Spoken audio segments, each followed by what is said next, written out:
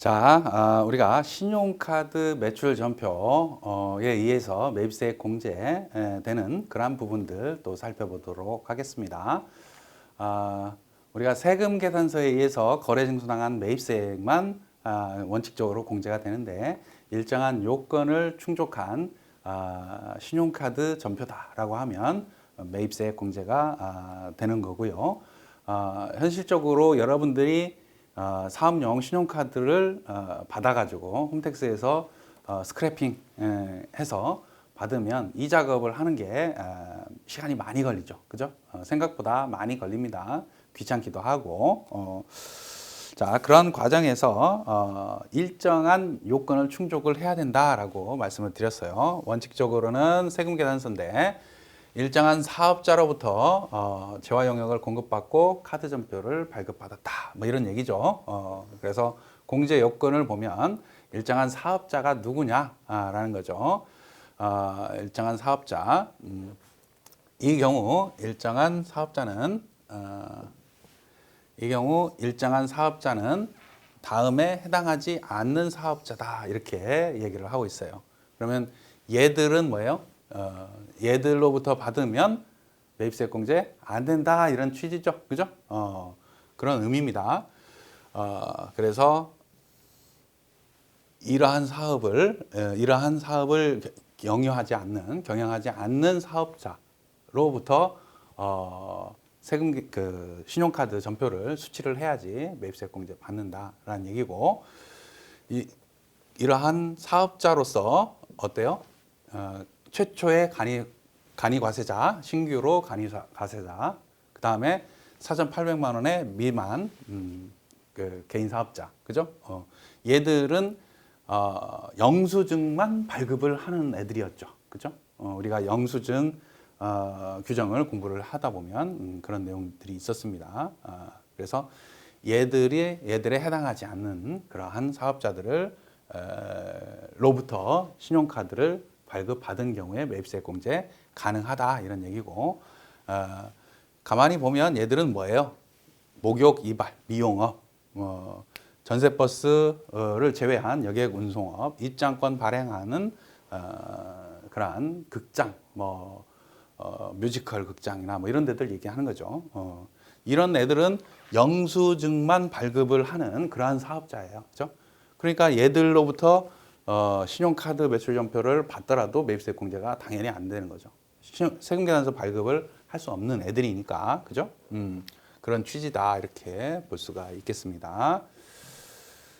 자, 그래서 정리 한번 해보시고 그 다음에 그 요건이라는 거는 부가세 신고할 때 신용카드 매출 전표 등 수령 명세서를 제출을 하게 됩니다.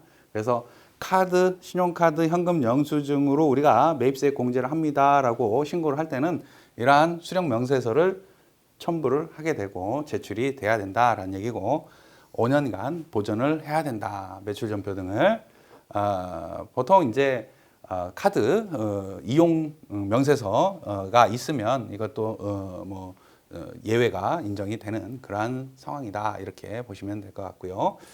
자, 그다음에 간이과세자가 영수증을 발급해야 하는 기간에 발급한 신용카드 매출 전표 등이 아닐 것, 이렇게 참고 삼아서 보시면 간이과세자는 영수증만 발급을 하는 그러한 사업자들이 있어요. 그죠? 4,800만 원에 미달하는 간이과세자, 최초로 간이과세에서 신고한 자, 걔들은 영수증만 발급이 가능한 거예요. 그죠? 그러니까 그 외에 간이과세자들은 세금 계산서를 발급을 할 수 있고 세금 계산서를 발급할 수 있는 간이과세자로부터 수취한 신용카드는 매입세액 공제가 가능하죠.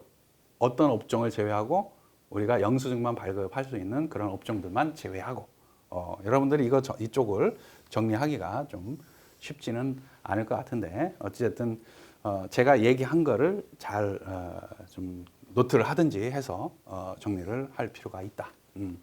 자, 그 다음에 신용 사례로 법인 종업원이 서울에서 부산 업무 출장 가면서 신용카드를 지출을 했네요. 그죠? 신용카드로 항공기, KTX 요금 이렇게 지출을 하고 법인 카드를 결제를 한 겁니다. 매입세 공제 받을 수 있냐? 없죠. 여객 운송업이죠. 그죠? 항공기 KTX 요금은 얘들은 영수증만 발급이 가능한 애들이니까 얘들로부터 카드를 세금계산서 자체를 발급을 할 수가 없어요. 얘들은 그러니까 영수증 카드 발급을 받았다고 하더라도 매입세 공제가 안 된다 이렇게 정리를 할 수가 있을 겁니다. 자, 타인 명의 신용카드다라고 하면 법인 사업자 같은 경우는 대표자, 임원 포함해서 종업원 명의의 카드 사용한 거 있다라고 하면 매입세 공제가 가능합니다. 법인 카드가 아닌 종업원 명의 카드를 얘기하는 거예요. 이럴 때는 사업과 관련해서 회사를 위해서 지출된 그런 게 입증이 되면 매입세 공제가 가능한데 이럴 경우에는 이제 귀찮죠. 매출 전표를 종업원 명의의 신용카드 매출 전표를 따로 받아가지고 그거 보고 입력을 해야 됩니다. 그죠? 금액이 큰 것들은 좀 해줄 수 있지만 금액이 작은 것까지 공제해달라고 하면 그 참 상황이 좀 애매한 상황이 벌어지는 겁니다. 여러분들 업무할 때 이런 것들은 다 세무사님들이나 뭐 위에서 잘라주기를 바라야 됩니다. 그죠? 그 외에 타인 명의다라고 하면 매입세 공제가 안 되는 거고요. 종업원 명의 신용카드로 매입세 공제를 받으면 원칙적으로 나중에 이 종업원은 연말정산할 거 아니에요. 소득세법에 따라서 연말정산할 때 소득공제 받지 못하는 그러한 그 항목으로 처리를 해야 된다. 소득공제 받을 때 신용카드 사용액의 범위에서 이 부분 제외를 해야 된다라는 얘기입니다. 개인사업자는 종업원 가족 명의 다 매입세 공제가 가능합니다. 그래서 부가세 신고할 때 이것도 해달라 저것도 해달라 뭐 이렇게 요청을 합니다. 될 수 있으면 대표자 명의 카드를 직불 카드라도 만들어 가지고 이걸로 쓰셔라라고 요청을 하시는 게 여러분들 업무에 도움이 될 겁니다. 될 수 있으면 내가 일을 안 하면서 한 것처럼 보여야 되니까 여러분들이 좀 힘들지 않게끔 일을 할 수 있도록 좀 세팅을 할 필요가 있다. 이렇게 말씀을 드려봅니다.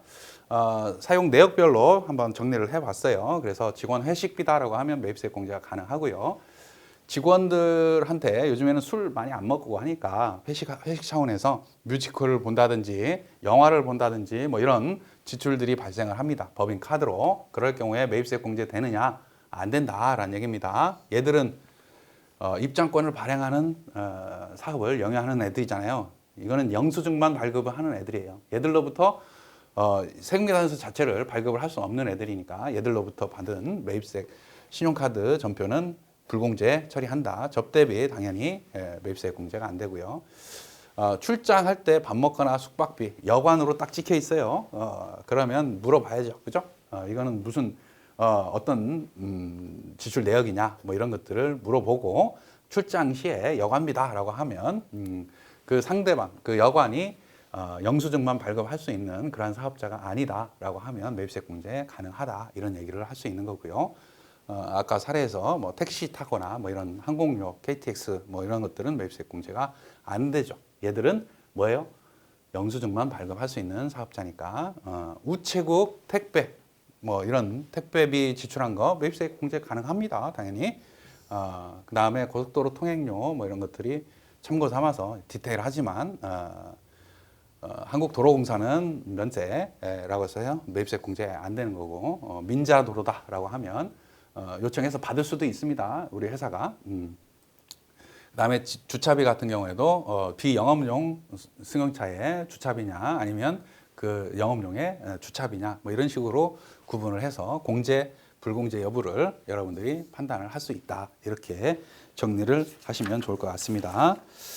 자, 그렇게 해서 이제 실무 프로그램에서 정리한 게 결과치가 이렇게 됩니다. 그래서 우리가 사업용 신용카드로 등록을 하지 않으면 그 밖에 신용카드로 계산이 돼요. 그 기표가 된다는 얘기죠. 기재가. 그럴 경우에 이제 그 밖에 신용카드로 되는 부분이 출력을 하게 되면 엄청 많이 나오는 거죠.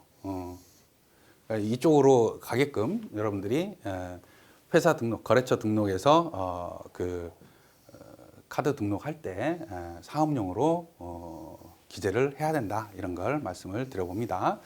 자, 그 다음에 의제 매입세액 공제와 관련된 거 한번 정리를 해보도록 하죠. 자, 131페이지 정도 되는데 의제 매입세액, 의제라는 말은 뭐예요? 본다 뭐 이런 얘기고 매입세액 공제로 취급을 해주겠다 이런 얘기입니다. 그래서 매출세액에서 매입세액 차감을 할 때 매입세액으로 봐주겠다. 간주 임대료랑 비슷한 거죠. 임대료는 아닌데 임대료로 봐주겠다 이런 취지니까 그죠? 그래서 기본적으로 음식점들이 많이 해당이 되죠. 음식 용역이라는 거는 과세 사업이죠.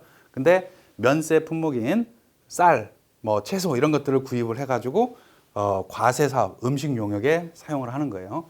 근데 음식 그 용역을 과세를 하는 과정에서 쓰인 원재료로 사용한 이러한 면세 농축수 임산물에 대해서는 우리가 그 이론적으로 보면 누적 효과를 제거해 주기 위해서 매입세액 공제를 한다 이렇게 보시면 될 것 같고, 기본적으로 과세 사업자 그리고 면세 농산물 등을 원재료 등으로 과세되는 재화 용역에 음식 용역이라는 과세되는 용역이죠, 그죠?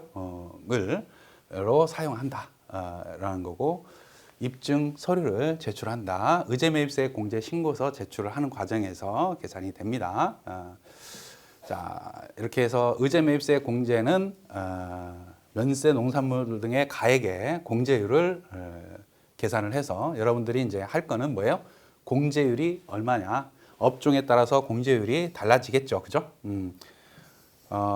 업종에 따라서 이 공제율이 뭐 102분의 2부터 109분의 9까지, 그죠? 음식점들 중에 소규모 음식점들이다라고 하면 이렇게 공제율을 선택을 할 수가 있을 거고, 우리 회사가 어디에 속하는지 한번 확인을 해보시면 될 것 같고요. 그 다음에 아까 잠깐 얘기했을 수도 있는데 면세 농산물 등의 가액 한도를 규정을 하고 있어요. 과거에 너무 뭐 이러한 계산서를 과다하게 받는 거 아니냐라고 과세 당국에서 그 뭐 추정을 하는 바람에 그 면세 농산물 가액을 일정 범위로 제한을 두고 있다 이렇게 되는 거죠. 여기 보면은 해당 과세 기간을 기준으로 그죠? 기준으로 확정 신고 시에 한도 계산을 한다. 우리가 사례 검토를 했는데 사례 문제는 예정 신고 때 의제 매입세액 공제를 적용을 한 거라서 한도 계산을 하지는 않았습니다. 그죠? 이런 것들은 이제 수업 목적으로는 여러분들이 공제율 한도 뭐 이런 것들을 외워야 되는 그런 부담감이 있지만 여러분들 입장에서는 뭐 굳이 그렇게 외우고 막 이럴 필요는 없잖아요. 그죠? 제일 편한 마음으로 내가 모르는 거는 누군가 써놓고, 그죠? 내가 모르는 건 남들도 다 모른다 이렇게 생각하고 내가 모르는 거를 누군가 궁금해가지고 질문을 해놨다 이런 식으로 여러분들이 생각을 하면 쉽게 자료들, 정보들을 좀 얻을 수 있지 않을까 그런 생각이 좀 듭니다. 책을 찾아보면 된다라는 얘기입니다. 쉽게 얘기해서 회계 처리 자체는 이제 뭐 의제 매입세 전표 입력하는 과정에서 의제 매입세 공제를 받는다 뭐 이런 취지에서 적용 코드란에 그 기재를 하죠, 그죠? 그런 기재를 하면 의제 매입세 공제 신고서에 불러와지고 의제 매입세 공제액이 발생을 하면 그 의제 매입세 공제액은 부가세 대입금으로 원재료의 차감 항목으로 이렇게 회계 처리가 된다 이런 거. 그래서 이렇게 의제 매입세 공제를 적용을 하게 되면 합계잔액 시산표상의 부가세 대급금하고 부가세 신고서상의 대급금하고 그 매입세가하고 차이가 나는 거죠. 이 차이 조절을 결산할 때 부가세 예수금 대급금 정리를 할 때 그 차이 조정을 그때 할 수도 있게 됩니다. 나중에 대손세 공제도 마찬가지고요. 자, 이렇게 해서 우리가 실무 사례를 검토를 했을 때 이러한 의제 매입세 공제 신고서를 작성을 할 수 있었습니다. 여러분들이 한 공제율을 적용을 하고 지금 한도 관련해서는 뭐였어요? 한도 관련해서는 확정 신고 과세 기간별로 한도 계산을 하니까 예정 신고 때는 이게 작성이 안 됐다 이렇게 보시면 되겠습니다. 이렇게 작성을 해봤고요. 자, 잠깐 쉬었다가 계속 사례 연습을 통해서 여러분들 만나도록 하겠습니다.